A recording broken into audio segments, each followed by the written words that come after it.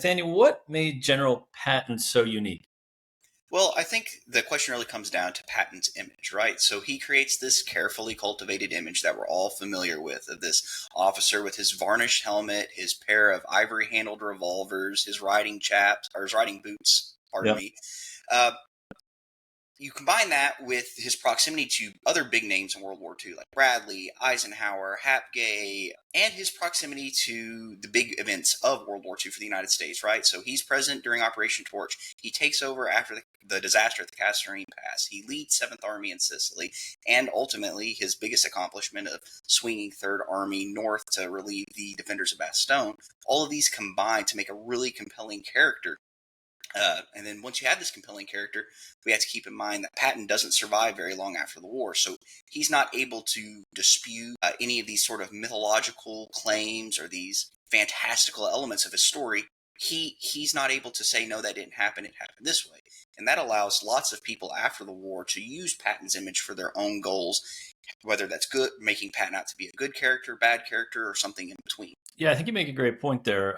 Like, there's no memoir. Like, General Bradley has, like, his memoir in 1951. But with Patton, we're kind of left with the movie, which you and I were talking about before, is fantastic.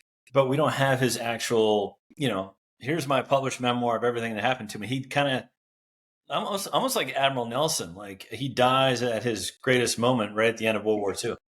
Yes, exactly. And we have his pseudo autobiography, but that's also plagued with problems too, because ultimately it wasn't him signing off on the finished product. Right. Yeah. Yeah. There's a lot to him. So hopefully we'll kind of weed through that here in the next few minutes. Let's start with his early life and influences. George S. Patton was born in November 1885 in San Gabriel, California. How did Patton's upbringing in a family steeped in military tradition shape his identity as a soldier from an early age? Well, it's important to remember that his family is originally from Virginia. So Patton's his grandfather, George S. Patton, was killed during the Civil War. He fought for the Virginia Army, which was part of the Confederacy. He had a great uncle that was also killed during the Civil War. After the Civil War, his family obviously moves to California. His father joins the California National Guard as a soldier there for a while. And obviously growing up with these stories of, his grandfather served in the Civil War. I'm sure his dad also talked about serving in the California National Guard. That leaves a young George Patton who is impressionable with this idea that he wants to be a soldier too. Like many people who are drawn to the colors, right? This is how many soldiers start their story, is listening to their father or grandfather share their military stories. I think what's more important for Patton's career concerning his family is the wealth and connections that his father brings, right? So his father is a very wealthy and prominent LA lawyer. He becomes mayor of San Marino. He runs for Congress a couple of times.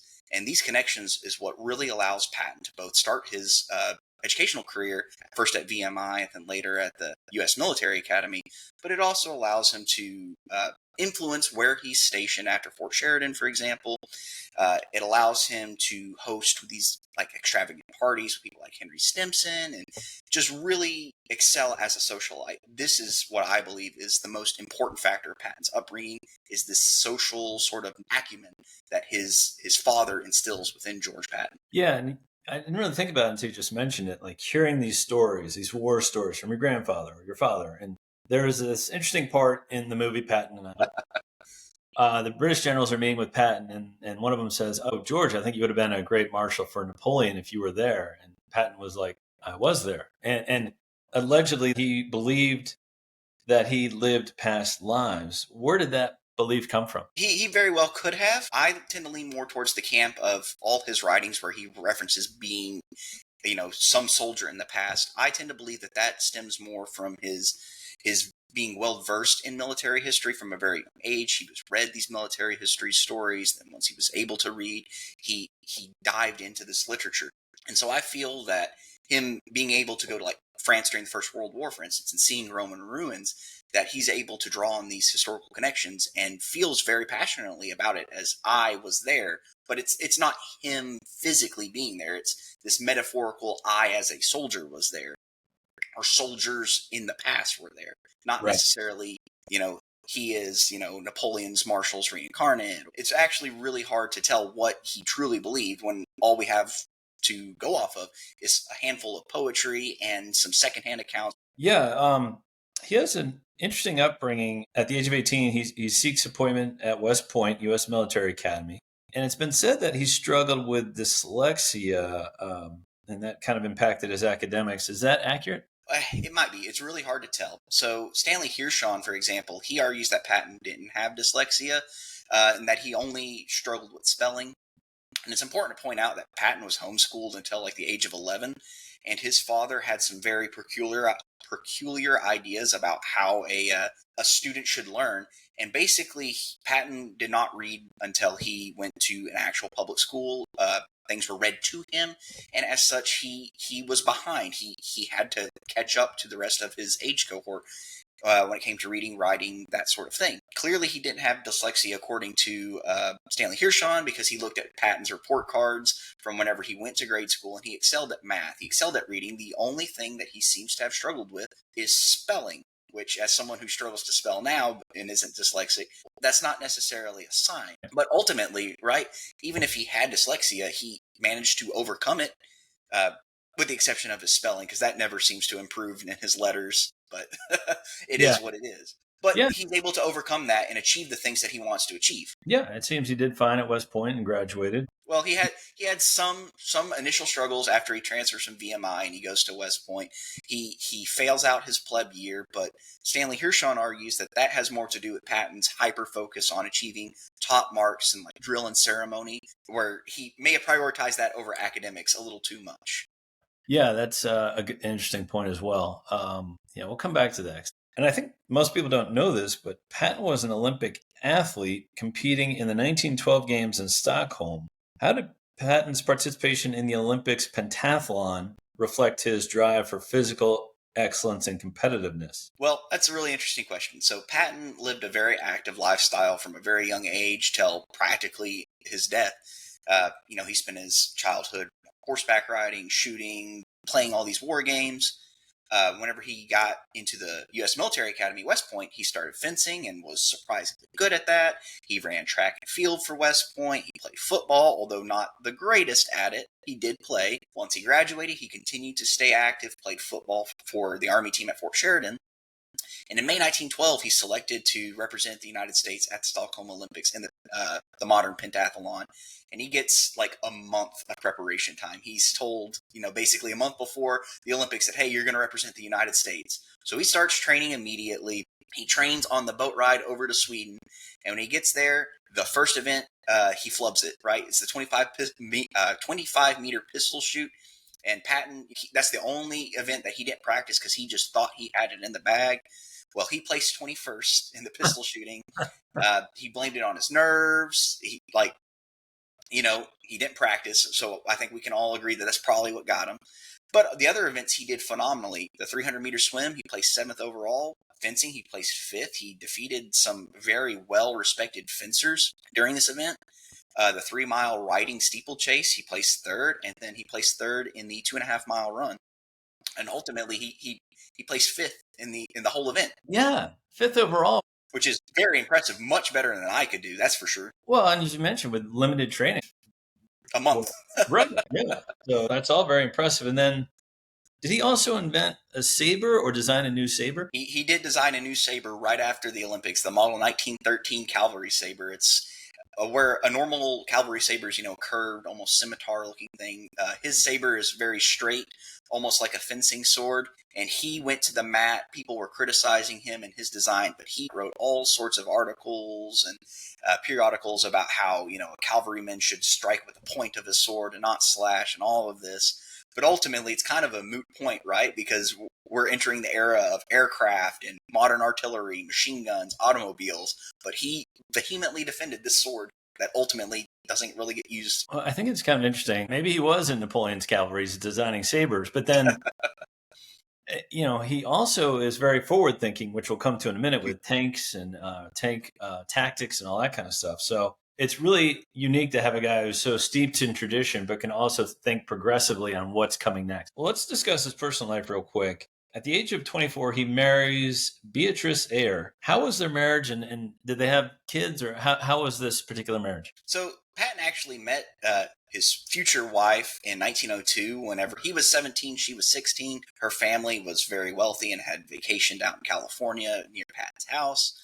They start seeing each other about 1905, around the time that Patton starts West Point. Sort of this on again, off again romance. Maybe they're dating, maybe they're not. It's very unclear. In 1908, Patton has a fling with this woman named Kate Bowler, and he romances both her and Beatrice at the same time, and it's a real conundrum for him. He writes his father about who does he choose, but ultimately, he ends up picking Beatrice, and they're married in or he proposes to her in December 1908. They're married in May 1910. To Patton's credit, he did not hide Kate's existence from his wife. They were actually good friends of the Pattons. Kate and her future husband were good friends until Patton's death. Ultimately, Patton and Bea had 3 children. And this is a running trend in the Patton family, is they are unoriginal with names, but they have Bea Jr., who's their first daughter, their second daughter, Ruth Ellen, which is named after another member of the Patton family, and then their son, George S. Patton IV, which doesn't get confusing at all because you have George Patton Jr. and George Patton IV. Right. But the Patton family is weird like that. As far as the way their marriage was, it seems for the most part pretty well. He wrote to her all the time. They seem to have a generally decent relationship until Patton gets assigned to Hawaii in the 1930s. He seems to have started an affair with his niece by marriage, Jean Gordon, and this affair kind of props back up during World War II. It's really hard to say if it was an affair. The Patton family certainly believed it was an affair, but there's many historians who kind of disagree about the nature of their relationship. Interesting. Yeah, I didn't know all that. Now, it is important to point out that Beatrice comes from one of the wealthiest families in the United States, and Patton does use the money and connections that his wife brings to further his career, because he hosts all sorts of people at his various residences. And that's a great point. Like, maybe he doesn't need to worry about money because he's set for life now. Mm-hmm. Yeah. Basically.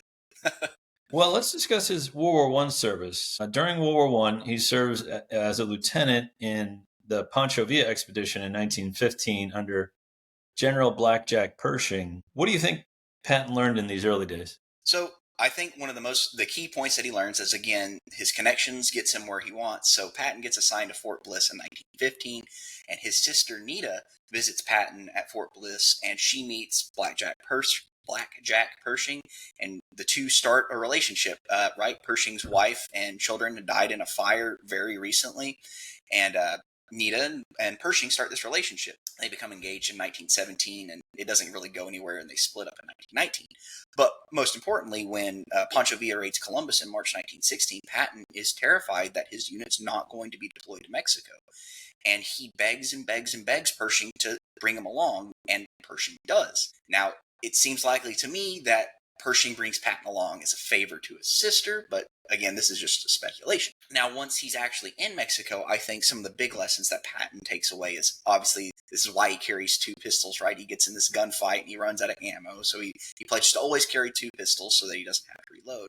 But I think what's more important is Patton is extremely bored in Mexico. They're driving around not really accomplishing anything, and this frustrates Patton. So after the war in Mexico, he starts thinking, how do we use like automobiles? How do we use cavalry in a sensible way in the 20th century, right? And so this plants the seeds of his sort of aggressive nature, where he's going to find the enemy wherever they are, right? His famous motto of grab the enemy by the nose and kick him in the ass. This is where the inklings of that begins. Yeah, and I think that's a great point for my next question. The kind of idea of mechanized, whether it's cavalry or infantry or whatever, just get your troops there the fastest. In 1917, Patton is promoted to captain and becomes Pershing's personal aide. In what ways did Patton's experience pioneering American tank warfare in World War I foreshadow his aggressive armored tactics in World War II? So, yeah, Pershing brings Patton along to France as part of the AEF. They get into Europe in June 1917. Patton doesn't stay on Pershing's staff very long. In November 1917, he says, hey, they're propping up this new tank corps thing. I'm going to throw my lot in with them. And he goes and attends this French light tank training center. After he completed that, he started writing on tank doctrine. He envisioned tanks as this tool to smash through enemy defenses in support of infantry, and to use these tanks after they smash through to pursue any retreating infantry, very much in the same way you would utilize cavalry during like the Napoleonic era, for example. He finishes the tank training center, the French tank training center. He props up an American tank training center, and he spends a lot of time training tankers without any tanks. It's actually pretty phenomenal what he's able to accomplish, because once they get the tanks, they're already well trained. They already understand how they're going to use them, and it's just simply learning how to actually drive these machines. So they're not wasting a bunch of time doing stuff that they needed the tanks for anyway. So Patton goes into action the first time September 1918. He really distinguishes himself as a commander during his first battle, which is part of the Battle of San Miguel. He puts himself in direct line of danger against General Samuel Rockenbach's direct order. He orders that battalion and brigade commanders have to stay behind the rear. Wait, you're saying Patton didn't follow orders? Oh, yeah. Who would have thought? I can't believe it. So he goes to the line with his tankers. He observes what tank warfare actually is. He's there with his men.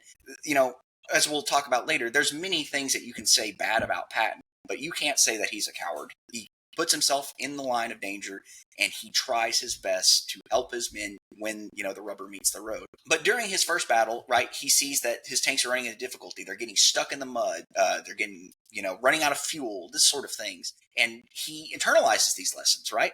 So he goes back and he continues to train his men. And moving on into the second battle he participates in, he requires that his tanks carry jerry cans of fuel. He listened to one of his privates who recommended that they have a tank on standby ready to salvage and repair vehicles, either to get them operational in the field as quickly as possible, or to pull them to the rear and get them fixed and back into service quicker than would have otherwise happened. And this is really interesting because this is a sort of operational procedure that continues on in World War II. This is extensively used with recovery vehicles. But ultimately, Patton is wounded in his second battle, which is part of the Meuse-Argonne campaign. He's shot in the leg, and this is basically the end of his First World War. He stays in Europe for occupation duties, but he doesn't get involved in combat anymore. Okay. Yeah, and I think it's interesting that World War I was kind of a static war.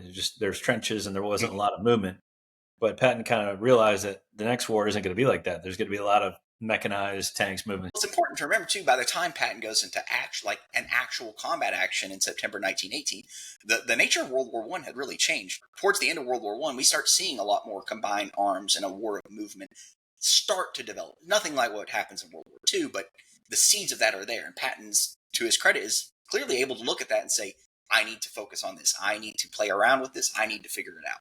So by now, he's kind of getting his military philosophy in place. How did he embrace the philosophy of a relentless offense? And does this contrast with the more cautious Allied commanders? Well, I think Patton's ideas of how you fight war stems from him being a cavalry commander, right? In cavalry, sort of doctrine at this time, aggression is prioritized. So we kind of talked about it before. So after Mexico, Patton, he's bored. He realizes that his forces need to pursue the enemy wherever they are. During World War I, he starts thinking about how he can use tanks like the Napoleonic heavy cavalry, right? How do you use tanks to break through the enemy's defenses? How do you use tanks to pursue and cut down the enemy as they retreat? After World War I, though, he downplays the role of tanks in his writing. We have to remember that Patton is a cavalry commander, and during the interwar period, tanks are part of the infantry arm. And when peacetime army starts, budget cuts and downsizing, Patton doesn't want his beloved cavalry branch to be, a victim of that. So he starts downplaying the role of tanks. But ultimately, some army maneuvers in 1940s brings him back around on the idea of tanks, and he signs on to some recommendations that go through, which is to combine cavalry and infantry tank units into 4 armor divisions, right? 1, 2, 3, and 4th armor division. And that really sets Patton on the path to this sort of fame and glory that we know him for in World War II, because he becomes, the commanding general of 2nd Armored Division shortly thereafter. Yeah, let's discuss his interwar years between 1919 and 1939. What's he doing during this time? I know he returns home in 1919. And I also know he was involved in MacArthur's removal of the bonus army in 1932, which he wasn't very pleased to be a part of.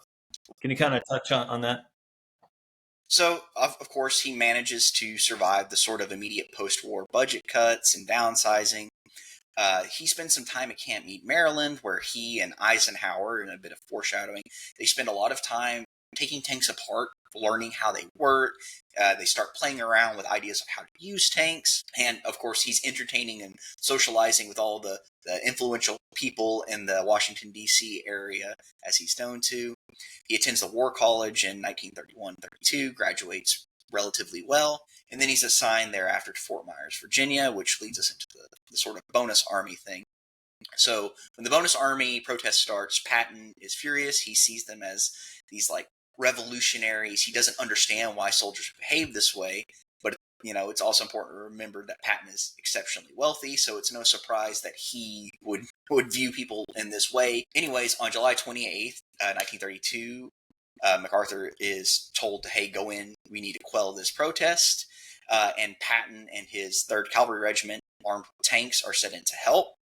This gets real violent real fast, but we don't need to get into the specifics. But I think an interesting tidbit that comes out of this is the day after the bonus army protest is crushed, one of the bonus army marchers, a man by the name of Joe Angelo, approaches Patton's camp to talk to him. Well, it's interesting because when Patton was shot during the Battle of the Meuse-Argonne campaign, it was Joe Angelo that pulled him into the foxhole or into the shell hole and saved his life. Patton recognizes this and he sends Joe Angelo away. He says, I won't have a conversation with you. And Patton's very conscious of the role of the media. Patton's afraid that if he's seen, conversing with this bonus army man who had saved his life, that it's going to just blow the lid off the whole thing, right? It's very indicative of, again, Patton's sort of acumen for social and media roles in his life and the way that these things can help his career or hurt his career. Yeah, the whole thing is weird. Because he is a World War I veteran. Here are these other veterans who are promised a bonus. They're protesting, so he basically has to remove his old comrades from D.C. violently in some ways. Well, you have to remember too. It's not what the sense I get from reading Patton is. It's not so much he understands. Oh, these are fellow soldiers, which he develops that later on, especially during World War II. But at this point, right, Patton is still sort of the upper crust of society, and this is old 19th century style upper crust. So he's a product of wealthy people who made they're living during the Gilded Age. So he still has these views of, oh, well, they're poor, they're downtrodden because they lack, they have some sort of character flaw in them. That's why they're like this. Or they're revolutionaries, they're socialist revolutionaries, that sort of thing. So Patton has less sympathy for them than someone else might have. Like Eisenhower, for example, who was also involved in this. Yeah. Well, let's discuss World War II. We have a lot to get to in his story. I want to talk about his discipline and image. I mean, have been talking about his image. He's always concerned about it. What is his rank at this point, and where is he? So when World War II starts, Patton is a major general. He is at Fort Benning. He is the commander of 2nd Armored Division. So he goes off after Pearl Harbor happens. Germany declares war on the United States 11 December 1941. Patton recognizes, or the U.S. Army as a whole recognizes, that the fighting is going to be in the deserts of North Africa first. That's where we're going to take fight to the Germans. So Patton is sent over to California. He establishes a desert training center where he runs his men ragged out in the desert. He has this idea that many a commander, much to my former lower enlisted chagrin, is the idea of hard maneuvers means an easy war, right? You lose sweat to save blood. Yep. Which it does well for him in North Africa. Whenever Operation Torch starts, he's commander of the Western Task Force. They have a relatively easy invasion of Morocco. They encounter some token French resistance, but Patton just rolls over them. Now, after the Battle of the Kasserine Pass, which, as we all know, is this disaster, and Friedenau is relieved of command, Patton takes over command of 2 Corps. And when he gets to his command, he recognizes the problem, or at least in his head, is this lack of discipline. These troops lack discipline, and this is why they lost. So he really cracks down. And, again, my former enlisted heart, he gets really draconian, right? He makes his men wear helmets at all times, which is acceptable, but he wants them to wear their leggings, their gaiters at all times, wear neckties out in the desert, this sort of thing. And if they don't, he fines them. I guess it comes back to, dress professional, be professional. Like, you look at his image. He had the ivory-handled pistols and the polished uniforms, and he always looked sharp all the time. And I don't have enough time in this hour-long podcast to discuss Friedenau's incompetence, but, I think, like you were saying, train hard, in practice, and then when we get to the game, which is the battle, we'll perform well. And I think I guess that's what his discipline thoughts were. It could be. It's not really clear exactly what his thought process around it was, other than I want my soldiers to be disciplined, and this is how I instill that sense of discipline in my soldiers. Right. Well, let's discuss Sicily and some rivalries now. How did Patton's race across Sicily and rivalry with British General Montgomery highlight both his brilliance and his flaws? Okay, so Patton assumes command of 7th Army. 7th Army is created in anticipation of Operation Husky. It's really interesting to point out that this is Patton's first command of an army. This is his first time trying to manage infantry, armor, airborne units, everything in between. So the plan for Operation Husky is for Patton's 7th Army to land at Gela, Scaglietti, and Licata, and to cover Montgomery's 8th Army that were landing east near Syracuse. The plan called for the British 8th Army to march up the eastern edge of Sicily and capture Messina, whereas Patton was just going to basically cover the western flank of Monty's 8th Army, which Patton isn't really happy with, but he is a soldier and he agrees, hey, I'll do what I'm told, right? Well, Monty's forces get pinned down, and Alexander, the supreme commander of the invasion of Sicily, he gives Patton the green light to go ahead and take Palermo. So Patton does this brilliant move that kind of foreshadows what he does later on in the Bulge, and he takes the 3rd Infantry Division and he marches them across 100 miles or so of just absolutely horrible terrain, and in 3 days he captures Palermo on the 21st of July. And then after taking Palermo, he sets his sights on Messina and starts driving towards Messina. During this, he launches 3 amphibious landings, I believe, on the 8th, the 10th, and the 16th of August. There's obviously some debate over the value of these, but I'm of the opinion that Patton understood that future Allied operations, such as the invasion of Italy, and then later on, Overlord and Dragoon, were going to involve amphibious operations, and he wanted to make sure that as many troops as he possibly could got experience with actually doing a amphibious operation in combat. But ultimately, we don't really know if that's what he thought, but it worked. So these landings are very small. They're only regimental size against relatively token resistance. And of course, the last of these amphibious operations begin on 16 August 1943, which is the same day that Patton takes Messina. Famously, as the movie showed, it didn't happen quite like the movie, but he got there a few hours before Montgomery did. There's also this criticism of Patton and Montgomery both allowing the Germans to evacuate tons of manpower and material across the Strait of Messina into the boot of Italy. I don't think that you could fault either one of them for that. Any sort of operation where you're going to withdraw troops like that, I don't think you could stop it. But it's been documented. There was a rivalry between Montgomery and Patton, but they're both prideful guys with egos. Same thing in, Napoleon's marshals all had egos. These are important guys who have thousands of men at their control. And it's something that comes up again with Patton. There's a rivalry there between him and other generals.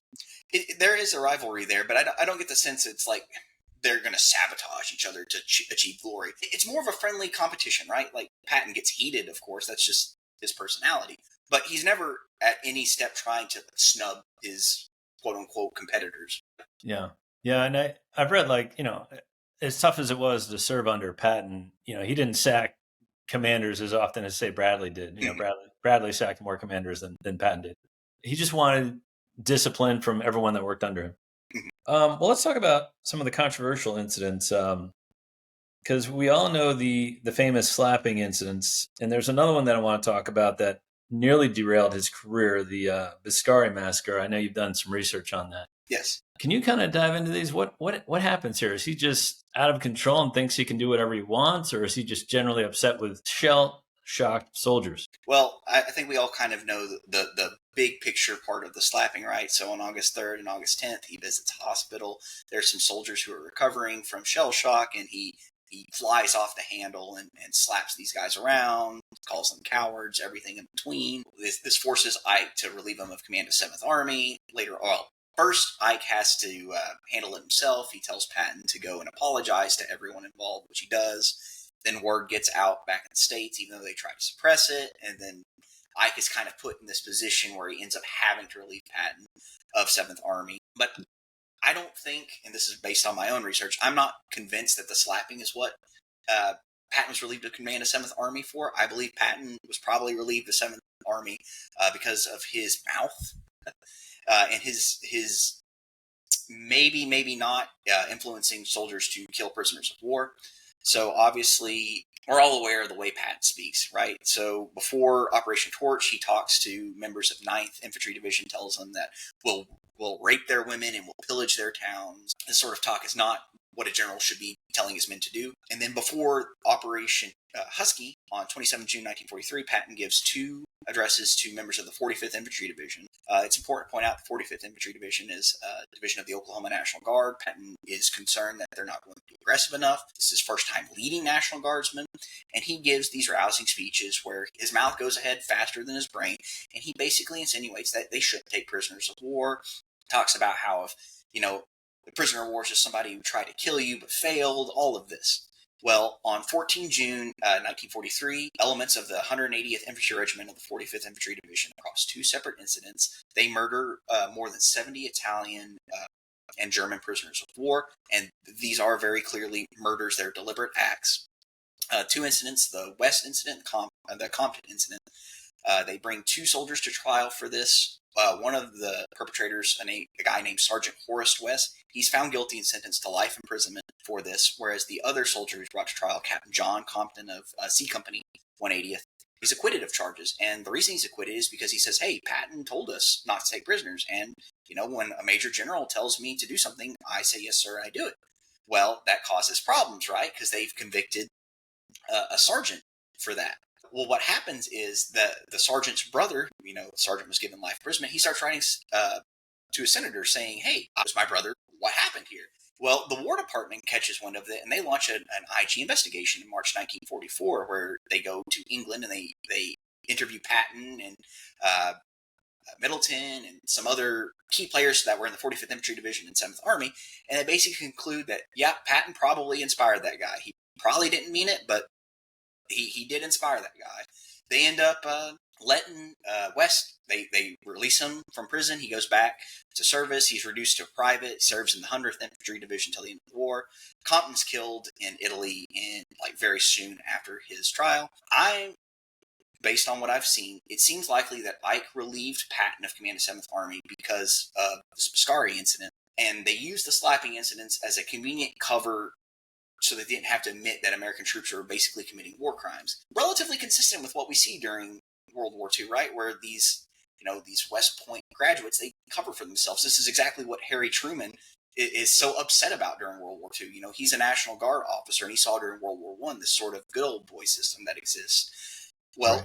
Here's a good example of this in action. Like, even if we follow the traditional story where Ike initially tries to cover up the slapping incidents, it's clear that, to me anyways, that this is why Patton's relieved.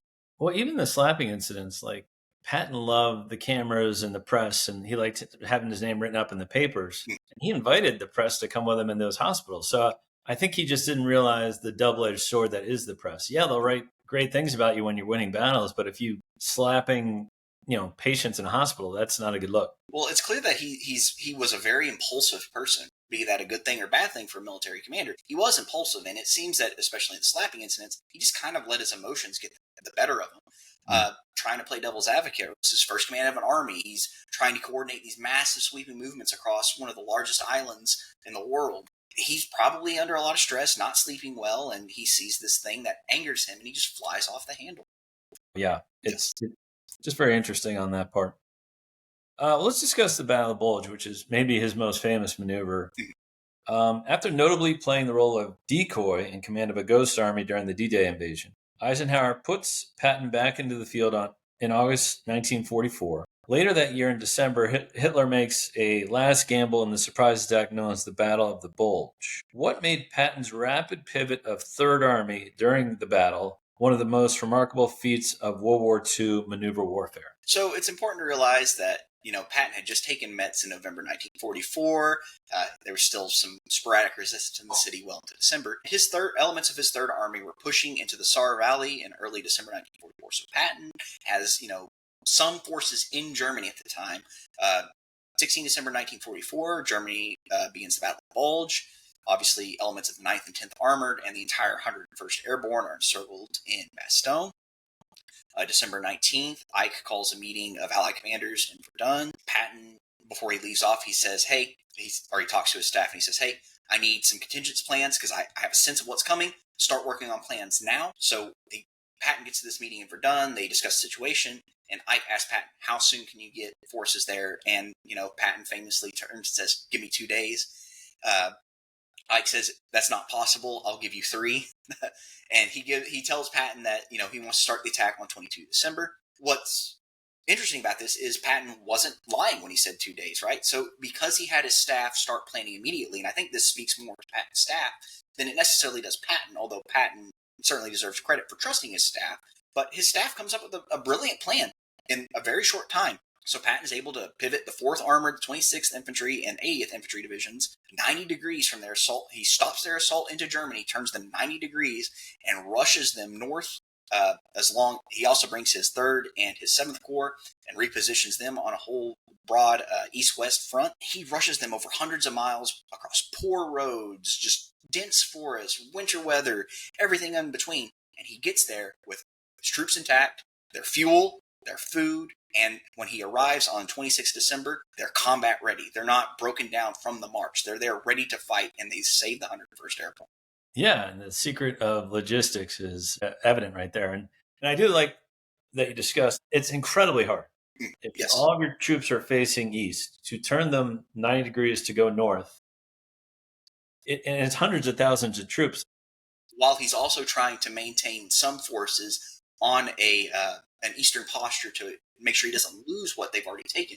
It's frankly brilliant. And Patton, his staff, even down to the private, like the average private, they all deserve credit for making this thing happen. Like this is an amazing feat. It's hard to really appreciate how amazing Patton's 90-degree pivot north actually is, because just talking about it's like, oh yep, he turned and he got there and he had all of his stuff. But that's no easy feat, especially in December 1944, one of the worst winters on record, with an army that's already outstretching its supplies. But then there's that famous quote from the Airborne Division that they didn't need saving. Well, it seems obvious to me that they needed some saving. Maybe they could have fought it out, but having tanks there to help them certainly was no detriment to the Allied war effort. Yep, agreed. Okay, let's talk about Patton's post-war vision. The war in Europe ends in May 1945. Patton has some outspoken warnings about the Soviet Union. How did this strain his relationship with the U.S. leadership? So Patton is obviously very critical of the Soviet Union. He gets in some trouble whenever he's in England after getting relieved of command of 7th Army, where he basically says, again, the movie does a really good job of highlighting this, where he basically says that the United Kingdom and the United States are destined to rule the world, and he kind of snubs the Soviets. But after Germany's defeat, after VE Day, Patton's put in charge. He's the military governor of Bavaria. And, his sort of anti-Soviet leanings really bleeds through with his reluctance to denazify Bavaria at this time, right? So on the face of it, he protests that, civil servants need training, and that the only trained people that are available to him in the immediate, like the here and now, are former Nazi officials. He basically insinuates that, like, if you can find me some trained civil servants who aren't Nazis, I'll gladly put them in, but there are none. And he also, he goes and compares again, the movie does a really good job of kind of showing this. He kind of insinuates that the Nazi Party's a political party no different from the Democrats and Republicans, and gets him in trouble again. I think what's more interesting, beyond just his sort of reluctance to denazify, or even his sort of distrust of the Soviets, which, mind you, it's not just a Patton thing at this time. Most Western leaders are distrustful of the Soviets, but it's a very tense political situation. They had just ended a world war. Nobody wants to start another one, except Patton, clearly.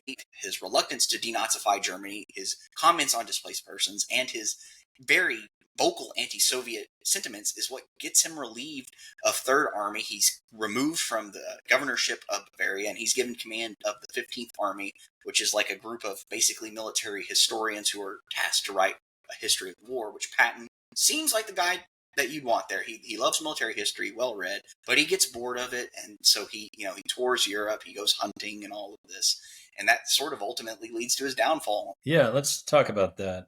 In December 1945, Patton is involved in a car accident and becomes paralyzed from the neck down. He dies a few weeks later. Can you tell us what happened here? So yeah, like I was mentioning, once Patton gets command of 15th Army, he gets bored and he goes hunting and traveling across Europe. So on 9 December 1945, Patton and Hap Gay were traveling on the Autobahn in their Cadillac.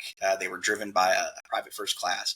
They were going hunting near Mannheim when a T5 named Robert Thompson, he swerves, something happens, and his quarter-ton truck collides into Patton's Cadillac. The car goes off the road, tumbles, throws all of them out. Gay and the driver, private first class Woodring, they have minor injuries, but Patton is seriously wounded. He has a broken neck. He's paralyzed from the neck down. He famously asked Hap Gay to work his fingers, and so Gay plays around with Patton's fingers, and that's when Patton realizes, I'm paralyzed. I can't feel anything. They scoop him up, take him to the hospital. His wife, Beatrice, she arrives on 11 December, and during this period, when Patton's able to, he dictates his autobiography to his wife as best he could. Obviously, he suffered a very traumatic injury. He's put in spinal traction. Yeah. I can only imagine how painful it was for him in his final days. On the 21st of December, 1945, doctors prepare him for transfer to the United States. The powers that be are insistent that Patton does not die in Germany, and so they put him in a full body cast. They're planning to send him back to the United States, but ultimately, it seems that this preparation is what puts a lot of strain on Patton's body, and he succumbs later that evening at 6 p.m., I believe. And he's ultimately buried in Luxembourg on Christmas Eve, 1945. But his wife was very insistent that he would want to be married next to the fallen of Third Army. So he's buried in Luxembourg with Third Army soldiers who were killed during the Battle of Bulge, which is a fitting end for him, I think. Yeah, for sure. Well, let's talk about his legacy. What does his life teach us about the balance between brilliance and controversy in military leadership? Well, very clearly, for all his faults, Patton was a very gifted commander, right? He was very well read. He was a good soldier. But when you get to the level of being, a lieutenant and full general, being good on the battlefield only takes you so far. At that level, you also have to be cordial. You have to be a statesman, and Patton clearly was not a statesman. And so it's important, I guess, the big takeaway is when we're training junior officers and mid-level officers, we need to train them to think not just about the military consequences of their actions, but they also need to start considering the political sphere. And that's even more important in today's age, where we're not necessarily getting in these all-out kinetic wars. We're fighting these, if you subscribe to the term, these fifth-generation wars, right, where the enemy is less clear and that the consequences are much longer. This political realm of warfare is increasingly more important. And so looking at Patton as this icon that we should hold all of our officers up to may not hold up in the 21st century. Yeah, and I think that's even a criticism of Napoleon. Like, he was a great general, but was he a very good diplomat? I mean, his record was mixed, and he didn't always say the right things, kind of like Patton. Yeah, and having people who can produce results on the battlefield is important, but you also have to be sure that after the fighting's over, those people know how to behave and how to act. And clearly, Patton didn't. Yeah. Or rather, he knew how to act and just didn't care. The jury's out on that. But there's something to the hero worship, the old blood and guts. Like, the guy was always leading from the front, like in the movie. And that's a good quality for officers, right? Patton was seen by his men, not just on the front, but just in training, right? Patton was seen. And as a former enlisted man myself, it's important. Even if, the senior officer has much better ways to spend their time, that few extra moments that Patton took, or any other commander emulating that style takes, to just be there with his men, to say, like, yep, we're all here enduring this together. I'm here with you. It goes a lot. And we can see in Third Army, right? Patton's men in Third Army are willing to do seemingly impossible tasks because they know Patton asked them, and that Patton wouldn't ask them to do anything that he wouldn't be willing to do himself. But yeah, Patton is such a unique character, and I really appreciate the biography on him. That was great, Cool. Nathaniel. I appreciate you having me on. Yeah.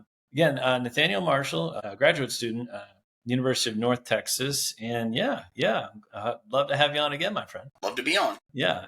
As always, please check out our other podcast, Generals and Napoleon, and we will be back. Thanks for listening.